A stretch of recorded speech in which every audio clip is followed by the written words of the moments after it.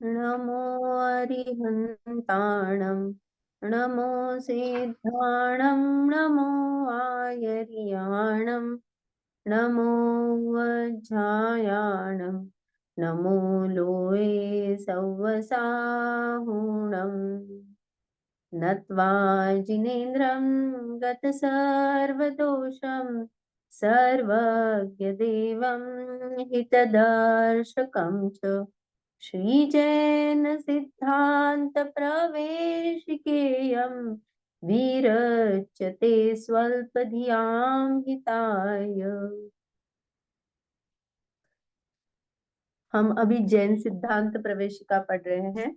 उसमें हमने कल कल हमने तत्वार्थ सूत्र की सहायता से कुछ सूत्र देखे थे 5वें अध्याय के, जिससे द्रव्य की परिभाषा और अच्छी तरह से ख्याल में आए।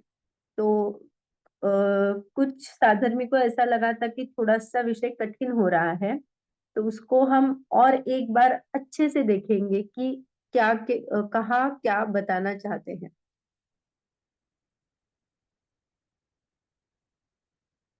मैं यहाँ से इमेज प्रोजेक्ट करती हूँ। ये आपको दिख रही है? हाँ, दिख रहा है। हाँ। हाँ। हमने पहले वस्तु जो जिन शासन में अनेकांत बताई थी, तो उसको देखा था कि वस्तु अनेकांत है, तो उसको एक भी किस अपेक्षा से कहेंगे, अनेक भी किस अपेक्षा से कहेंगे। तो इसमें हमने एक सत्ता अपेक्षा से कहा था, इसीलिए द्रव्य को एक भी कहा जाता है। और अनेक कौन सी अपेक्षा से कहेंगे, तो अनेक में दो से अनंत तक अनेक हो जाते हैं सभी। तो ये दो जो है उसको हमने गुणों में परस्पर विरोधी धर्म युगलों का पिंड इस अपेक्षा से हमने दो कहा था, क्योंकि धर्म युगल है। और अनंत अनंत गुणों का पिंड जो कि गुण है, ऐसे हमने द्रव्य की डेफिनेशन देखी थी। तो ये अनेकांत में द्रव्य कैसे हम कह सकते हैं, ये हमने देखा था। उसमें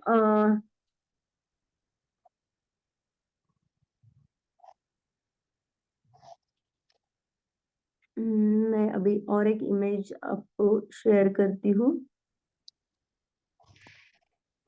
हमने और एक इस अपेक्षा से द्रव्य को देखा था कि द्रव्य एक है सत्ता अपेक्षा और अभेद से सब प्रदेशों से, माने जो प्रदेश है वो एक ही है। मुझे किस एंगल से बताना है पता चल गया। जैसे द्रव्य है, प्रदेश तो असंख्यात प्रदेश ही है, लेकिन द्रव्य उन सभी प्रदेशों में व्याप्त है, तो अभेद है। इस अपेक्षा से द्रव्य को एक कहा। और अनेक उत्पाद व द्रव्य इस अपेक्षा से भी अनेक कहा। तो उत्पाद व द्रव्य भेद आ गए, तो इसीलिए हमने नाम, संख्या, स्वरूप, प्रयोजन आदि अपेक्षा से हमने द्रव्य के अलग अलग एस्पेक्ट देखे। जैसे नाम, संज्ञा देखा, फिर संख्या देखा, उसका स्वरूप देखा, प्रयोजन। इसके बारे में हम पर्याय में और एक चार्ट बनाएंगे। जब पर्याय हमारा पर्याय समझ के हो जाएगी ना, तो उसके बाद में ये हम चार्ट बनाने वाले हैं कि द्रव्य और उसका प्रयोजन क्या है। तो ये हम देखेंगे।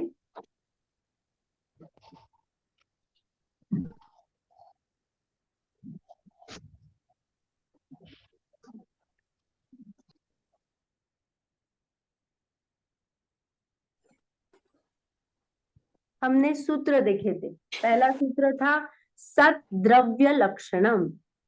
द्रव्य का लक्षण सत है। सत्ता रूप जो है पना जिसमें है, वो द्रव्य का लक्षण है। ये बात समझ में आ गई? इसमें कुछ डाउट है पहले इसमें?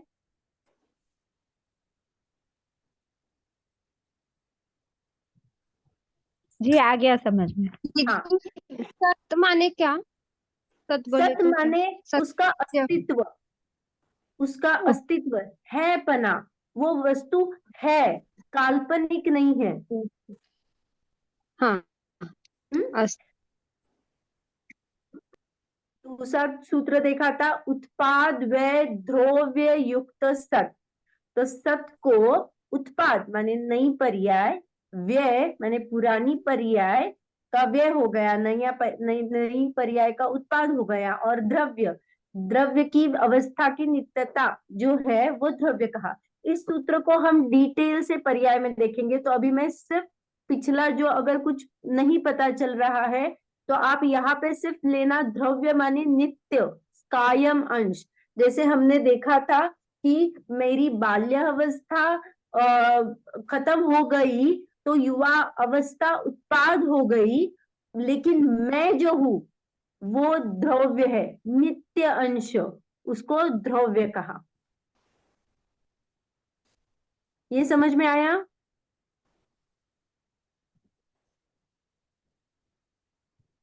जी समझ में आ गया।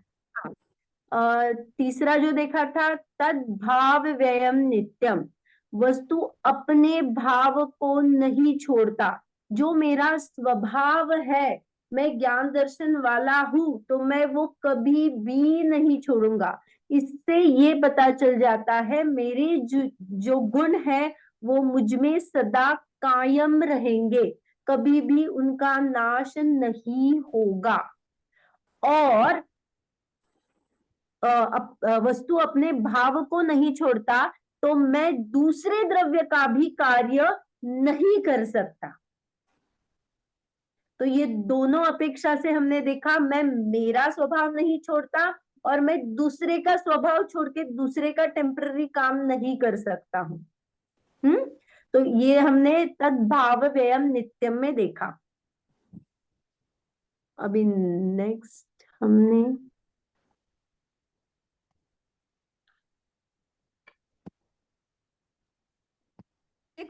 ये वाला चार्ट रिपीट कर दे। एक मिनट, मैं फिर से, हाँ मैं फिर से ये करती हूँ, ठीक है। निकालती हूँ ये बताने के बाद। आगे हमने देखा था गुण पर्यायवत द्रव्य, गुण और पर्याय वाला द्रव्य है। ये तो हमें नॉर्मली पता है, जैसे उत्पाद व द्रव्य बोला वैसे ही गुण और पर्याय वाला द्रव्य है। तो इसकी अपेक्षा क्या है, इसको गुण पर्याय वाला कहने से हमने क्या क्या उसमें गर्भित किया? तो जो द्रव्य है, गुण को कहेंगे तो वो गुण द्रव्य के सभी हिस्सों में और सभी हालतों में रहते हैं।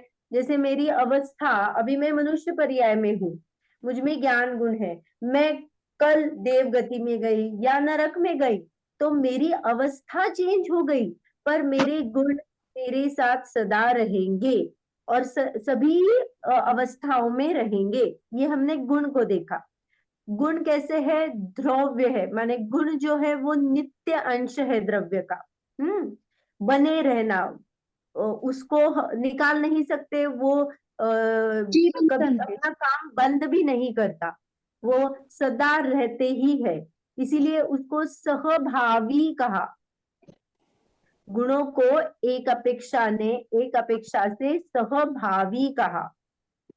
और पर्याय का डिफरेंस देखेंगे तो पर्याय कैसी है? जो उत्पन्न होती है, नष्ट होती है, एक समय में रहती है, जो गुणों का विशेष कार्य है उसको हमने पर्याय कहा। उत्पाद व रूप होती है वो, ये कायम है और ये कायम नहीं है, वो एक समय की रहती है, हर बार चेंज होती रहती है। हाँ, और इसीलिए मतलब विनाशी अविनाशी। हाँ, अविनाशी गुण को कहा और विनाशी पर्याय को कहा। पर्याय। हाँ, और जैसे यहाँ पे हमने गुण को सहभावी कहा था, वैसे ही पर्याय को हम क्रमभावी कहेंगे। ये वाली बात जरा और समझा दीजिए। आपने द्रव्याश्रया निर्गुणा गुण, तो जो सदा द्रव्य के आश्रय से रहे। हाँ, अभी वही आती हूँ। द्रव्य के आश्रय से नहीं, या पर्याय है क्या? मतलब जो कौन है? बताती हूँ। ये चार जो गुण पर्याय व द्रव्यम, ये सबको ख्याल में आ गया। हाँ ये आ गया। हाँ, अभी पांचवा, द्रव्याश्रया निर्गुणा गुणाः। ये जो निर्गुणा है वो अभी छोड़ दो, उसको बाजू में रख दो। पहला द्रव्याश्रया गुणाः। तो द्रव्याश्रया गुणा का क्या मीनिंग है? जो सदा द्रव्य के आश्रय से रहते हैं। आश्रय से रहते हैं माने वो उसी मय है, वो द्रव्य को छोड़ के नहीं जा सकते या उनको कुछ और की सहायता नहीं है। ये जो गुणों का पिंड है वही द्रव्य है। द्रव्य के आश्रय से रहते माने द्रव्य कुछ अलग है और उसका मैंने आश्रय लिया, ऐसा यहाँ पे आश्रय नहीं है। अच्छा, गुणों का पिंड ही द्रव्य हो गया ना। हाँ, यही है कि जो सदा द्रव्य के आश्रय से रहते हैं माने वो सदा द्रव्य में पाए जाते हैं, ऐसा भी आप कह सकते हो। ठीक है, ठीक। हाँ, तो ये आश्रय से रहना माने ऐसा नहीं है कि कुछ दो अलग चीजें हैं, वो गुणों का ही मिलके एक द्रव्य बना है, इसीलिए वो द्रव्य के द्रव्य ही उसका आधार है या फिर उसी से वही बना है। हाँ ठीक है, गुणों का समूह ही द्रव्य हो गया। हाँ, गुणों के समूह को द्रव्य थे। हाँ, यही बात आप लीजिए यहाँ पे आश्रय मान। और दूसरा, ये जो निर्गुणा लिखा है ना, वो गुणों के बारे में बताया है कि एक द्रव्य दूसरे द्रव्य का आश्रय नहीं लेता। जैसे पिंड को मैंने द्रव्य कहा, लेकिन एक गुण और दूसरे गुण में कोई भी ऐसा संबंध नहीं है, वो इंडिविजुअल है, अलग अलग है, अपना अपना कार्य करते हैं। ठीक। हाँ, जैसे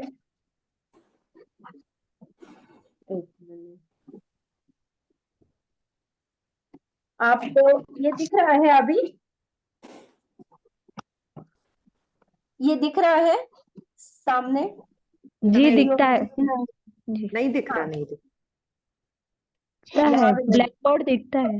हाँ, ये जो है, ये मानो आपने, मैंने अभी के लिए मैंने इसको द्रव्य कहा है, तो यहाँ पे जो ये अनंत गुण का समूह है, ये जो छोटे छोटे डॉट है, ये सब क्या है? उसके अनंत गुण है। और ये गुणों का परिणमन हो रहा है, माने वो उनकी अवस्था बदल रही है हर बार अनंत के। लेकिन ये दो में कोई संबंध ऐसा नहीं है, लेकिन द्रव्य और गुण का संबंध है क्योंकि वो नित्य उसके साथ है। दो गुणों में कोई संबंध नहीं है, इसीलिए हमारे यहाँ पे ये बताते हैं कि जैसे मेरे ज्ञान का परिणमन अलग चलता है, चारित्र का परिणमन अलग चलता है, कोई किसी के अधीन नहीं है। समझ में आया? दो गुणों का संबंध और दो द्रव्य और गुणों का संबंध। तो ये जो हमने कल ये देखे थे 5, तो वो आपको समझ में आए? किसी को चाहे ये चाहिए था, तो ये मैंने अभी प्रोजेक्ट कर लिया है। इसको हम डिटेलली पर्याय जब चलेगी ना, तब हम जरूर देखेंगे उसको, क्योंकि उसमें ही और बहुत कुछ है बताने जैसा। अभी हमने, जैसे मैंने द्रव्य की डेफिनेशन में बताती हूँ, तो देखो, हाँ, ऐसा भी कह सकते हैं गुणों के पिंड को द्रव्य कहते हैं, ऐसा भी मैं कह सकती हूँ गुण पर्याय के पिंड को मैंने द्रव्य कहा। किस अपेक्षा से? मैंने गुणों को ही सिर्फ गुण पर्याय वाला कहा, क्योंकि हर गुणों का परिणमन होता है, वो रुकता नहीं है। इस अपेक्षा से मैं कहूंगी गुण पर्याय का पिंड माने द्रव्य, और मैंने सिर्फ अभी बाहर गई, पर्यायों का पिंड माने द्रव्य, अगर ऐसा भी मैंने कहा तो ये गलत नहीं है, क्योंकि पर्याय किसकी है? पर्याय गुण की है, तो गुण उसमें गर्भित हो गया, और गुण किसमें है? तो द्रव्य में है, तो द्रव्य भी उसी में आ गया। समझ में आया आपको? पर्याय गुण की है और गुण द्रव्य में होते हैं। हाँ, तो मैंने बाहर से अगर मैं देखूंगी तो पर्याय के पिंड को मैंने द्रव्य कहा, तो ये भी अपेक्षा हम कह सकते हैं, क्योंकि पर्याय किसकी होती है? तो गुणों के परिणमन को ही तो पर्याय कहा। गुण का जो परिणमन होता है उसको हमने पर्याय कहा, और गुण की जो सारे गुण है वो द्रव्य के आश्रय से, मैंने द्रव्यों की गुणों का पिंड को ही द्रव्य कहा। तो मैंने जब पर्याय की तरफ से कथन किया तो ये जो गुण और द्रव्य उसमें समा है, माने है ही वो, मैंने सिर्फ पर्याय को देख के कथन किया है, तो ये है नहीं ऐसा नहीं है। तो ऐसे भी हम कह सकते हैं कि पर्याय के पिंड को द्रव्य कहा है।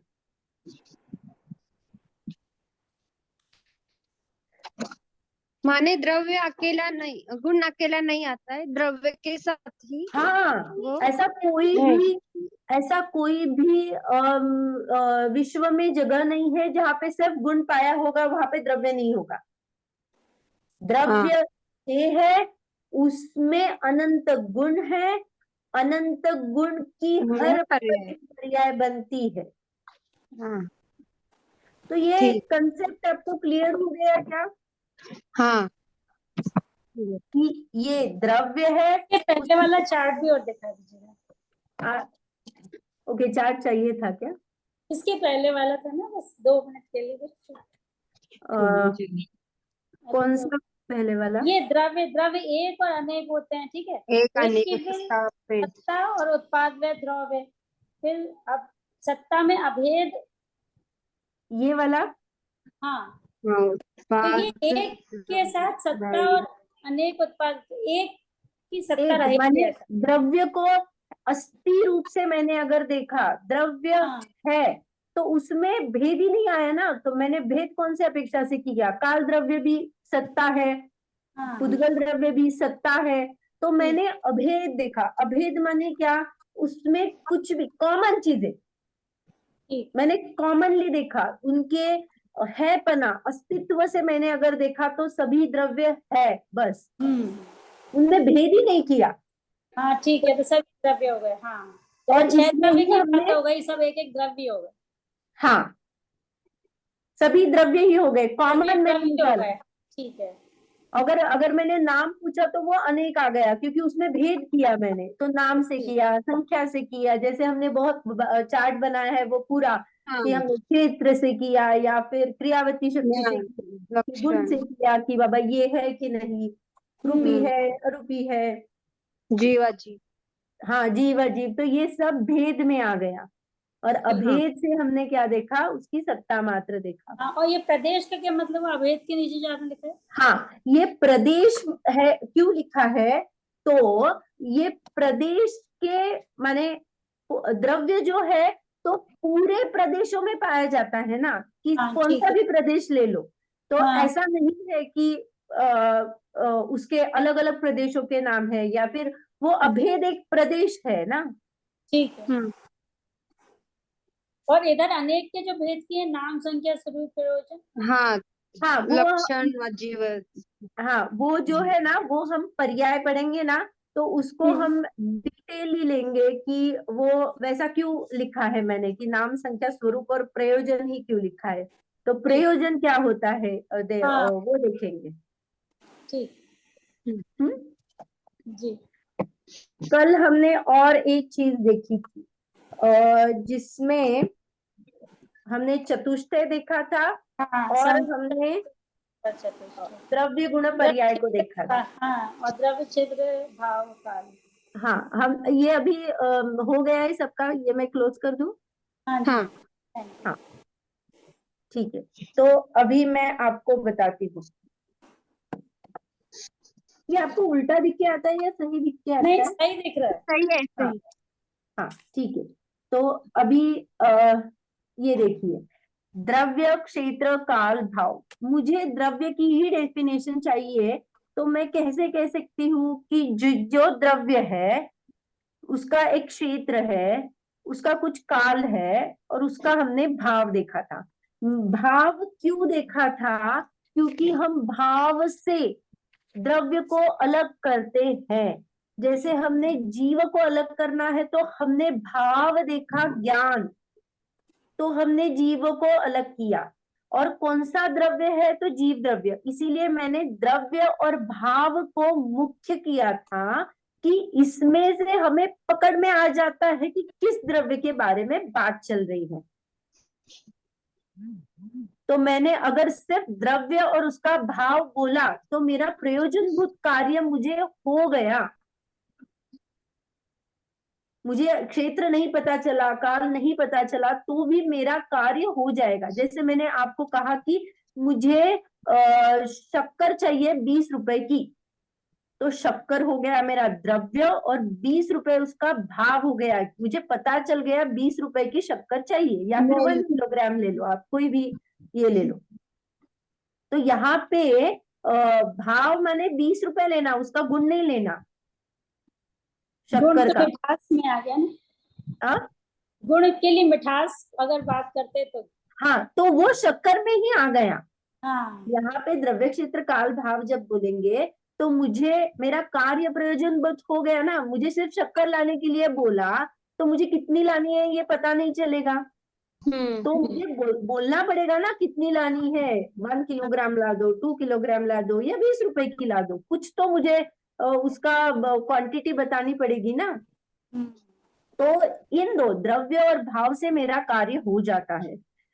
तो अगर हम द्रव्य और गुण पर्याय, द्रव्य की डेफिनेशन में द्रव्य गुण पर्याय व द्रव्य गुण और पर्यायों से हमने द्रव्य को डिफाइन किया था, क्योंकि पर्याय परिणमन करती है, गुणों के समूह को द्रव्य कहते हैं। हाँ, तो अगर ये द्रव्य क्षेत्र काल भाव की एक डेफिनेशन है और ये एक डेफिनेशन है, तो मुझे इसमें मिलान करना है कि कौन सा कहाँ पे जाता है, ताकि मैं समझ सकूं कि यहाँ पे क्षेत्र किससे कहा है या फिर काल किससे कहा है। मैं सिर्फ 2 परिभाषाओं को टैली कर रही हूँ, कथन पद्धति में देख रही हूँ कि कहा क्या जोड़ना है या फिर कौन सी अपेक्षा से क्या कहा है। जैसे द्रव्य तो द्रव्यों में जुड़ गया, जो भाव है वो गुण के साथ जुड़ गया। हाँ, और काल में हम पर्याय लेंगे क्योंकि वो हर बार बदलती है। तो ये क्षेत्र रह गया ना बड़ा सा। यहाँ पे कौन सी अपेक्षा लगेगी? ये जो क्षेत्र है मैं किस में डालूं? द्रव्य में डालूं, गुण में डालूं, पर्याय में डालूं? ये जब प्रश्न आता है तो क्षेत्र को गुण में डालते हैं। क्यों डालते हैं? क्योंकि गुण जो रहते हैं वो द्रव्य के साथ सहभावी है। सहभावी म्हणजे हमेशा रहते ही रहते हैं, और क्षेत्र भी हमेशा रहता ही रहता है। तो एक अपेक्षा से सहभावी दोनों में कॉमन है, गुण और क्षेत्र में, इसीलिए हमने क्षेत्र को गुण में डाला। ये समझ में आया आपको? अभी और एक, अगर मैं सहभावी ही क्षेत्र होता है तो मैंने द्रव्य क्षेत्र पर्याय क्यों नहीं कहा? कोई ट्राई करेगा इसका उत्तर देने के लिए? क्योंकि पर्याय तो बदलती रहती है और नहीं। गुण तो स्थिर रहते हैं और सभी भागों में पाए जाते हैं। हाँ, पर्याय मुझे तो ये देखो, बदलती रहती द्रव्य है। और पर्याय का तो हमने लगा लिया, द्रव्य द्रव्य को लगा, पर्याय काल को लगा, तो ये बात तो खत्म हो गई। हाँ, तो अभी हमें सिर्फ क्षेत्र और गुण को देखना है। तो हमने भाव को भी गुण में लगा दिया, ये बात भी सही रही। तो क्षेत्र को अगर मैंने गुण के साथ लिया है जो कि सहभावी है, तो मैंने द्रव्य गुण पर्याय में द्रव्य क्षेत्र पर्याय भी लिख सकती थी ना। भाव रह जाता। तो भाव रह जाता। एक पॉइंट, बहुत अच्छा प्रयास। दूसरी बात, अगर मैं आप 6 द्रव्यों के क्षेत्र अगर बोलोगे तो जीव असंख्यात प्रदेशी, धर्म द्रव्य असंख्यात प्रदेशी, तो उससे मेरे प्रयोजन की सिद्धि होगी क्या? नहीं होगी, क्योंकि गुण सभी भागों में पाए जाते हैं। मतलब द्रव्य के प्रदेश में भी तो सभी भाग पाए जाते हैं, सभी भागों नहीं में नहीं, पर प्रदेश वो है। अलग अलग है ना उनका, जबकि ये निश्चित रहेगी संज्ञा, गुणों वाली तो एक ही है, सब में अपने अपने गुण मिक्स होंगे ना। नहीं, गुण तो अनंत है सबके, हाँ तो क्षेत्र सब भी उतना अनंत ही है है। ना, सबकी एक से अनंत, और वो तो बदल रहे हैं ना क्षेत्र तो। नहीं, देखिए क्षेत्र बदल गया मुझे पता है सबके हैं, लेकिन द्रव्य, जैसे मैंने धर्म द्रव्य लिया, तो धर्म द्रव्य के मुझे एक क्षेत्र जो है असंख्यात प्रदेशी, तो वो तो जैसे गुण असंख्यात प्रदेशी में है, अनंत गुण असंख्यात प्रदेशों में ही है, वैसे असंख्यात प्रदेश भी है ना, माने वो हाँ। सहभावी है। जैसे सहभावी का एग्जांपल मैं बताऊं कि मेरे कान, नाक, आंख शरीर में है ना, तो सदा वो वहां वहां पे है ना, तो ये होता है सहभावी, एक साथ रहने वाले।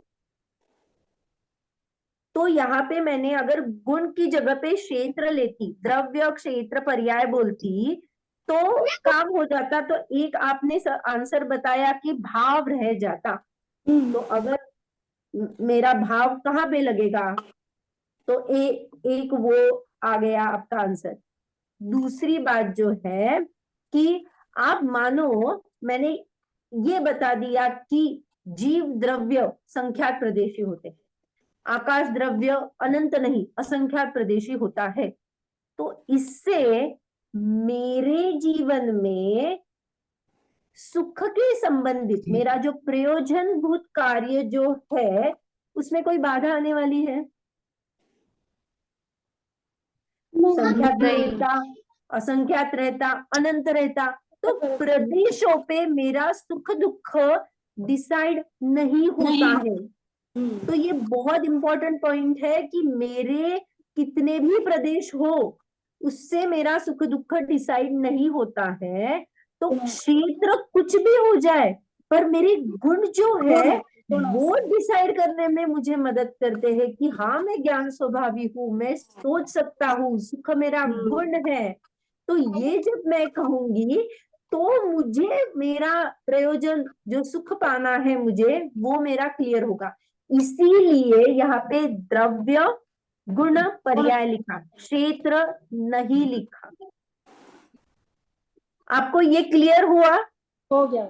हाँ दीदी, हाँ, ये भाव मतलब वहाँ पे मूल्य है या अपने भाव जो रहते हैं वो? हमारा स्वभाव जो रहता है वो, हमारे जो गुण है हाँ वो। हाँ ठीक। तो और अगर मैंने बोल दिया जैसे क्षेत्र का बोला कि मैं जीव हाँ संख्यात प्रदेशी हूँ, लेकिन मुझ में अनंत गुण नहीं है, 2 गुण है सिर्फ, तो चलेगा क्या? तो हम क्षेत्र के बारे में चला सकते हैं, गुण के बारे में नहीं चला सकते। अगर मुझ में 2 गुण है, ठीक है, ज्ञान और दर्शन गुण है, सुख गुण ही नहीं रहेगा तो मैं सुख का वेदन ही नहीं करूंगा।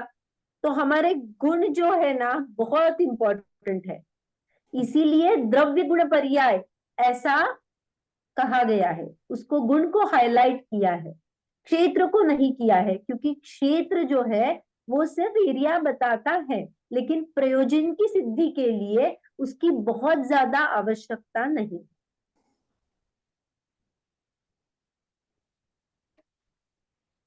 समझ में आया ये? आ गया।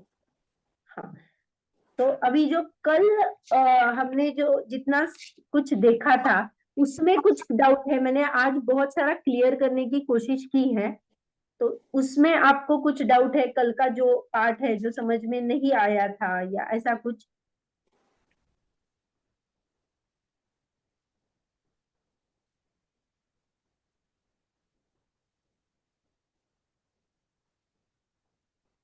तो आगे बढ़े हम। जी। हाँ, अभी हम गुण की डेफिनेशन देखेंगे, गुण किसे कहते हैं। तो ये बहुत बड़ी डेफिनेशन है, जैसे अभी तक हमने जो डेफिनेशन द्रव्य की और विश्व की देखी तो बहुत इजी थी, क्योंकि क्या है, विश्व माने क्या कहा हमने, द्रव्यों के समूह को विश्व कहा।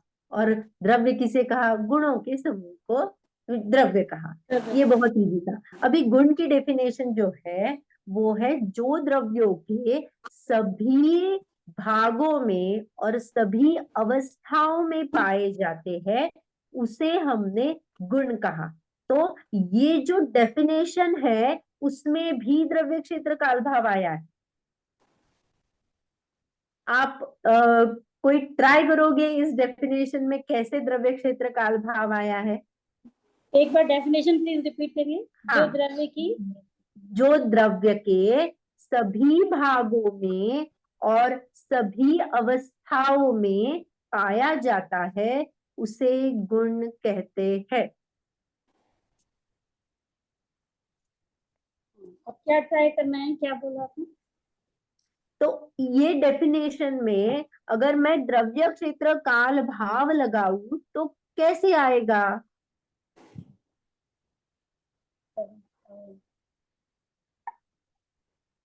मैं बताऊं?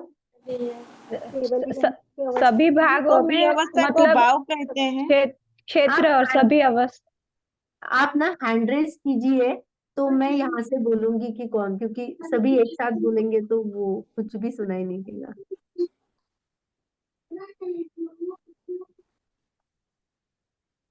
कौन बोलना चाहता है? या ऐसे आप हैंड रेज। ओके, कौन है? द्रव्य तो गुणों के साथ ही आता है और अवस्था गुणों रिद्धि के बिना अवस्था। जी जी, सभी भागों में मतलब क्षेत्र आ गया और सभी अवस्था मतलब काल आ गया। बहुत बढ़िया, हम्म। बहुत बढ़िया। और कोई ट्राई करना चाहता है?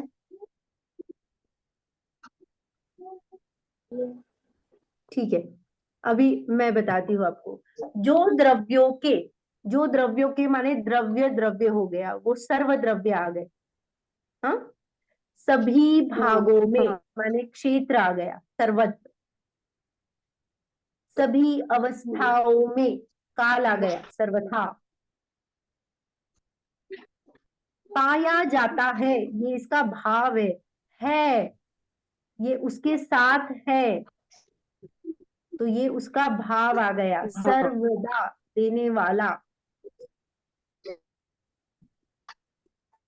पाया जाना, ये उसका भाव आ गया। हाँ, तो हमने ये डेफिनेशन में द्रव्य को द्रव्य देखा जो कि सर्व, द्रव्य की सभी भागों में माने क्षेत्र आ गया, माने सर्वत्र आ गया। अवस्थाओं में तो काल आ गया, सर्वथा आया। और पाया जाता है माने भाव पाया, जो कि सर्वदा देने वाला जो है, सुख शांति देने वाला, माने गुणों को गुण देने, गुण का जो पाया जाना है वो क्या आ गया? भाव।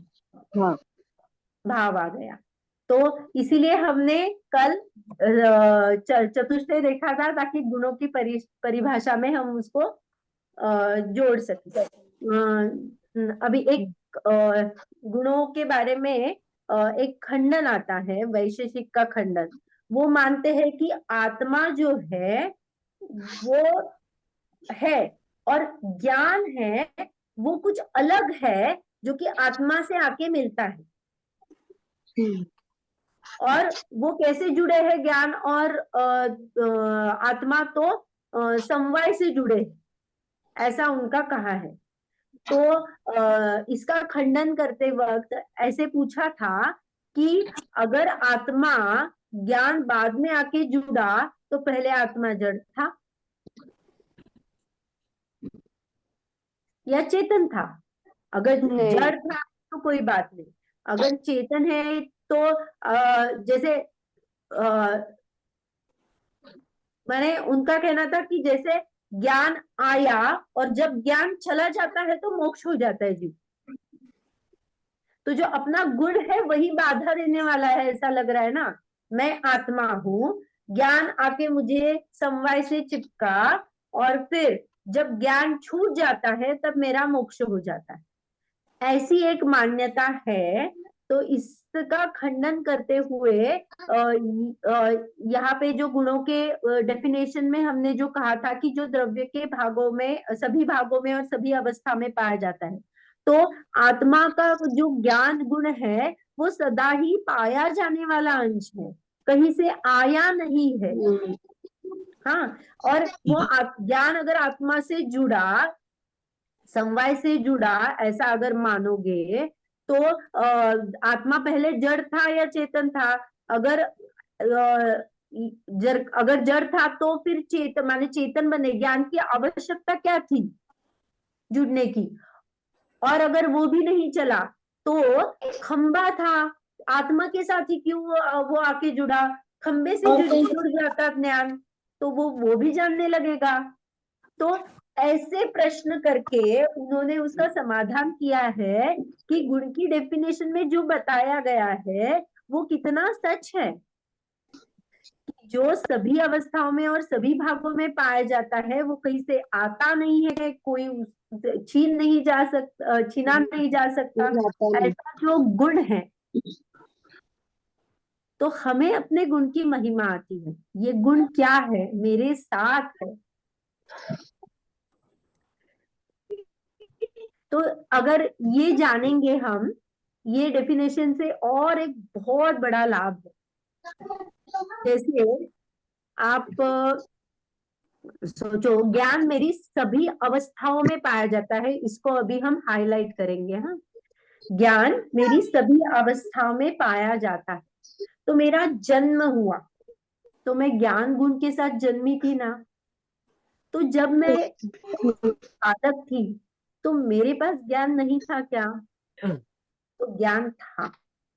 तो हम जब ये छोटे बच्चों को, अरे तू कुछ नहीं समझता, जब ये बोलते हैं तब सोचना चाहिए कि उसके पास ज्ञान गुण है और वो उसके हिसाब से समझ रहा है।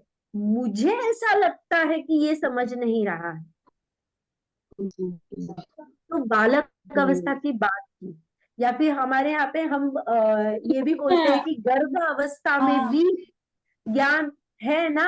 तो जो माता महावीर जी लोरी सुनाती थी, त्रिशला माता, तो वैसे ही संस्कार पले ना।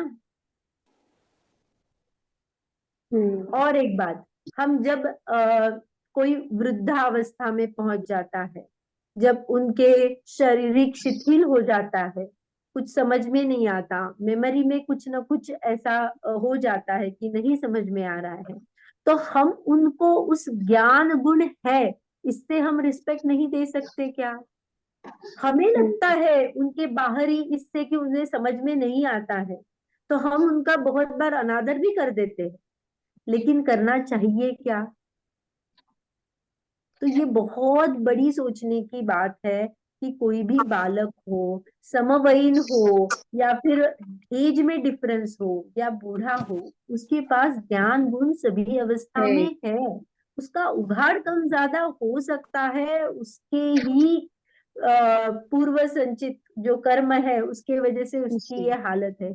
लेकिन मैं क्यों अपने कर्मों को और जुड़ाने की कोशिश कर रही हूँ? मैं क्यों सामान्य नहीं देख पाती कि अरे ज्ञान गुण है, तो उस ज्ञान गुण से मेरा रिस्पेक्ट होना चाहिए। ये बहुत बड़ा ये है कि आप अगर सोचोगे इसके बारे में, हम बहुत जगह पे हमारे बच्चों को टोक देते हैं, जहाँ पे अपनी चलती है ना वहां पे हम बहुत दिखाना चाहते हैं, लेकिन जब उसके ज्ञान गुण और हमारे ज्ञान गुण की समानता आ गई, सभी अवस्थाओं में उनको हमने देख लिया, तो हम में समता आने से नहीं रहती। तो अभी ये जो चतुष्टय है उसको ये करने के लिए हम पत्रांक से गुण का स्वरूप देखेंगे। अभी हमारे पास टाइम है 15 मिनट, तो मैं शेयर करती हूँ फाइल और हम उससे पढ़ेंगे। अभी तक आप में से किसी को कुछ भी डिफिकल्टी है इस बारे में?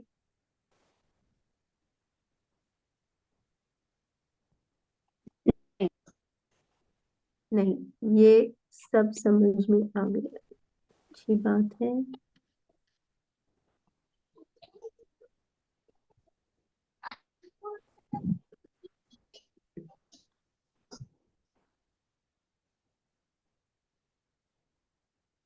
एक मिनट, हाँ।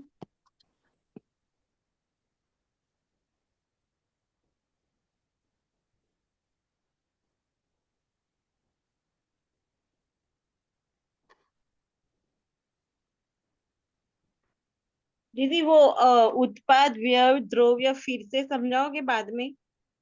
हाँ, क्योंकि पर्याय अभी हम सिर्फ गुण को देखेंगे ना, उसके बाद हम्म। पर्याय पे ही जाने वाले हैं। तो पर्याय में वो जो उत्पाद व ध्रुव्य है ना, वो तो बहुत अच्छी तरह से आपको बताऊंगी। तो ओके ये ओके। जो क्या चलता है ना, वो आपको एकदम अच्छे से समझ में आ जाएगा।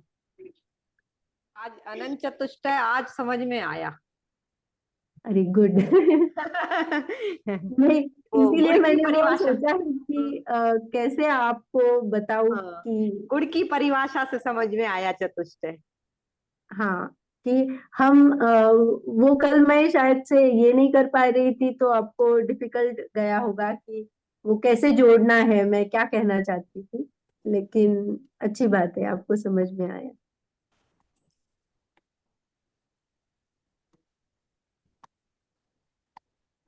ये आपको दिख रहा है? ठीक है। हाँ।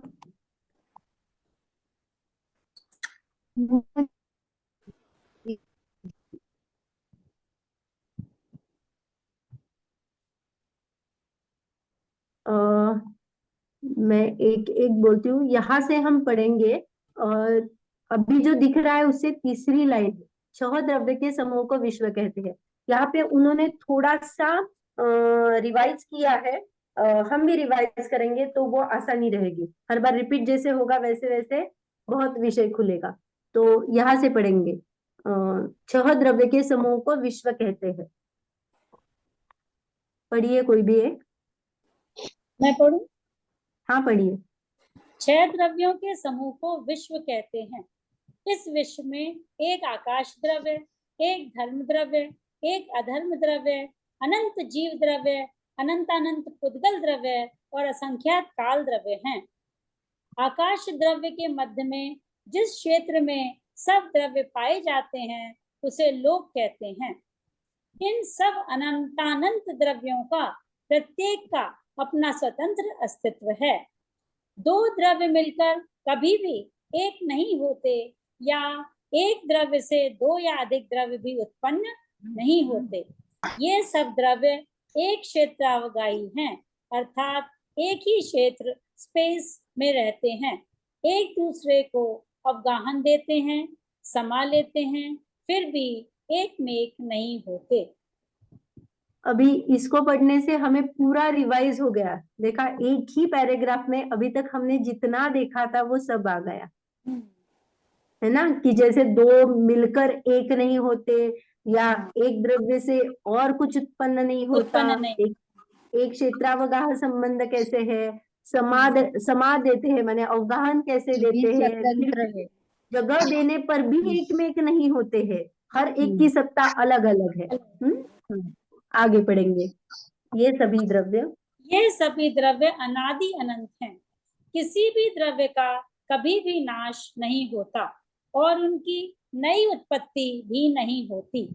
गुणों के समूह को द्रव्य कहते हैं। प्रत्येक द्रव्य अनंत गुणात्मक है।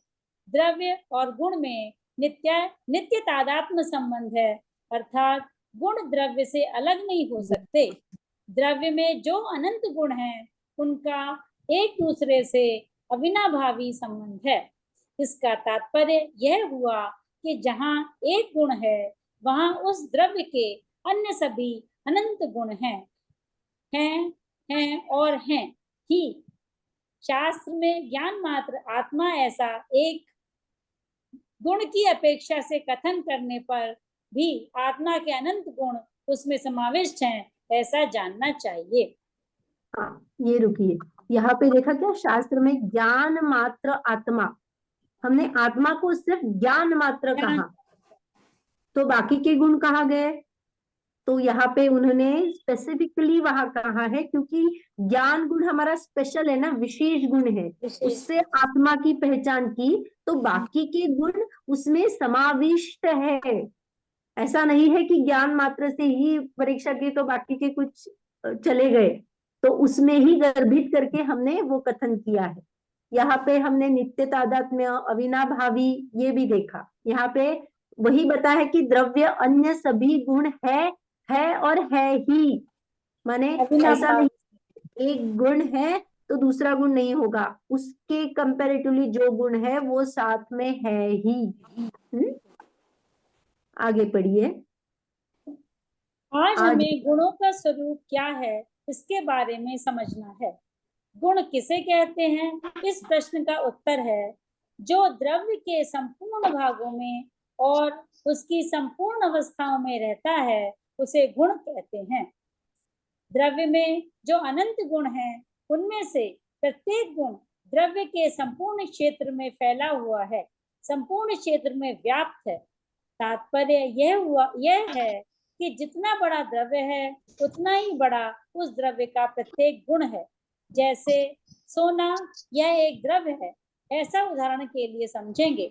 उसमें पीलापन, वजनपना, चमकीलापन ये गुण हैं।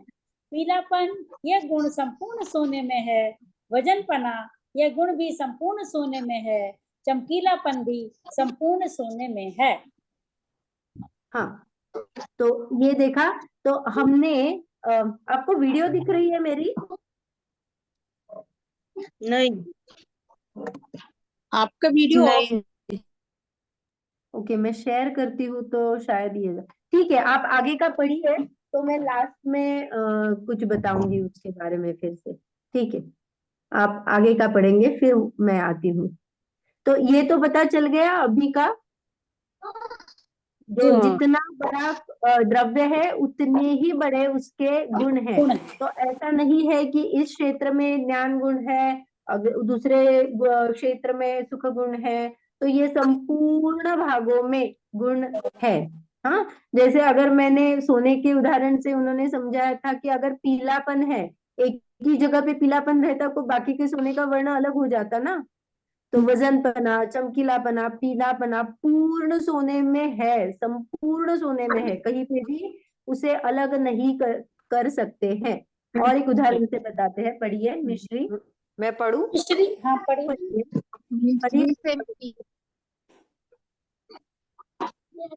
मिस्री में मिठास यह गुण मिस्री के संपूर्ण भागों में है, वैसा सफेदी यह गुण भी मिस्री के संपूर्ण भागों में है।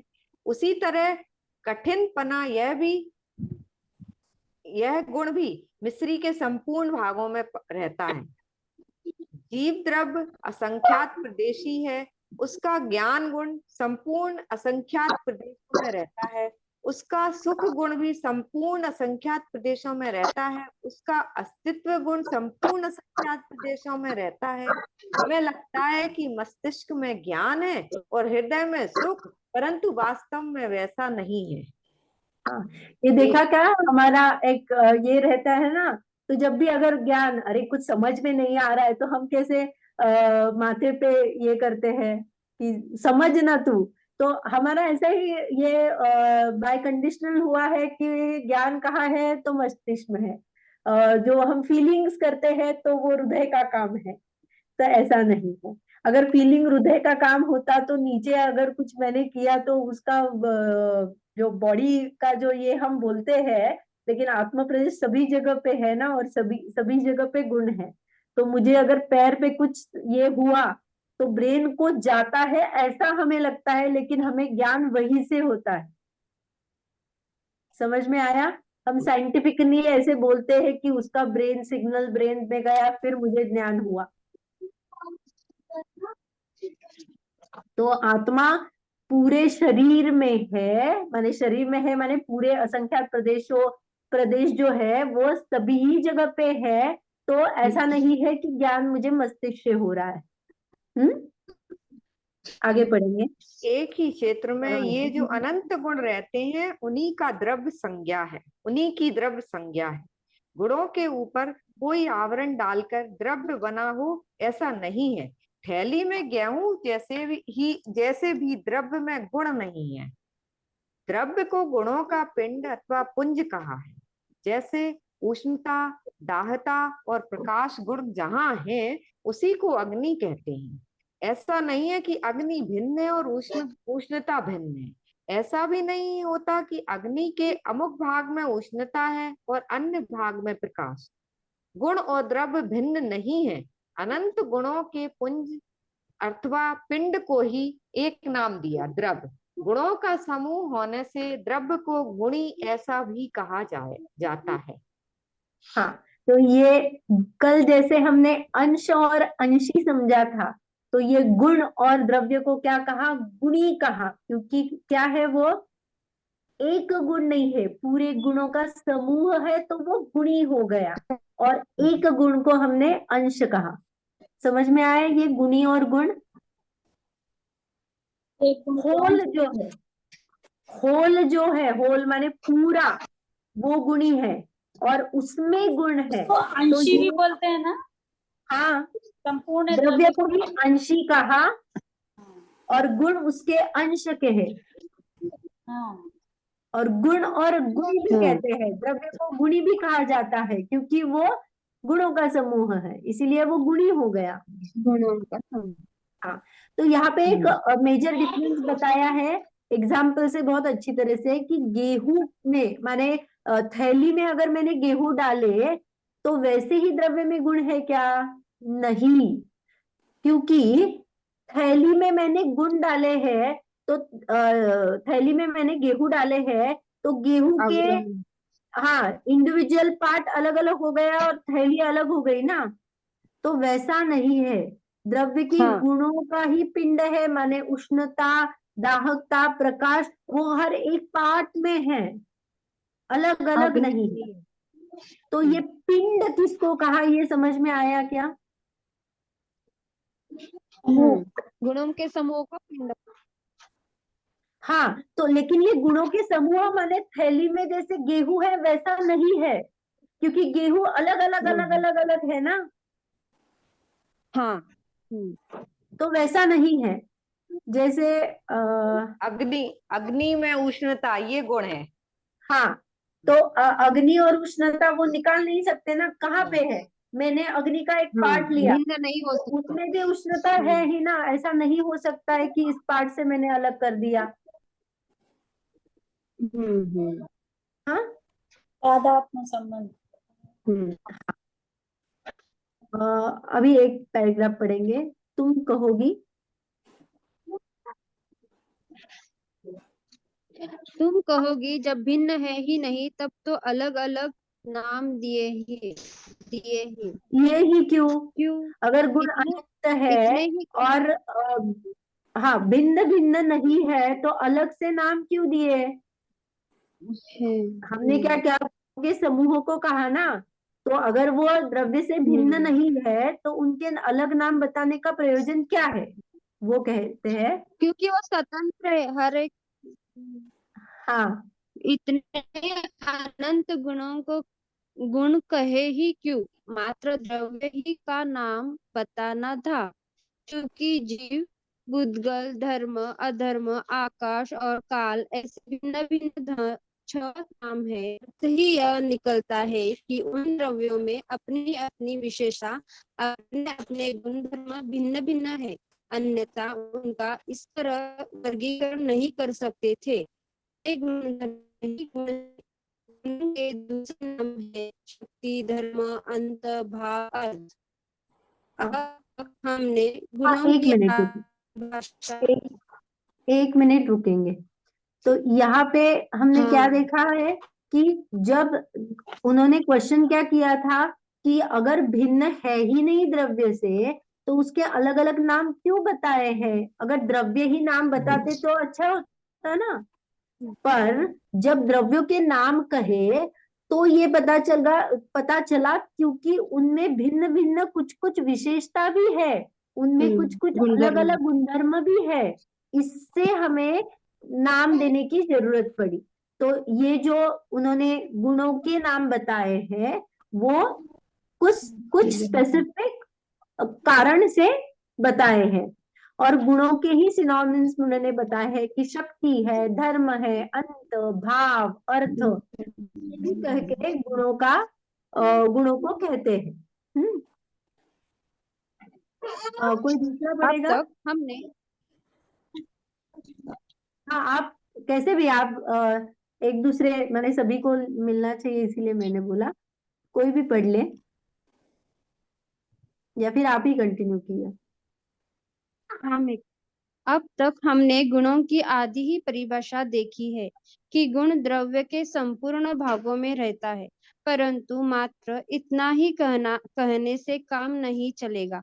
उस परिभाषा का एक हिस्सा और है कि गुण द्रव्य के संपूर्ण अवस्थाओं में रहता है। द्रव्य की कोई भी अवस्था क्यों न हो, उसके सब अनंत गुण उसमें कायम रहते हैं। जैसे सोने में पीलापन, भारीपन, चमकीलापन गुण है, वे उसके संपूर्ण भागों में तो रहते ही है, परंतु उस सोने की हार आदि संपूर्ण अवस्थाओं में भी कायम रहते हैं। ये पैराग्राफ पता चला आपको?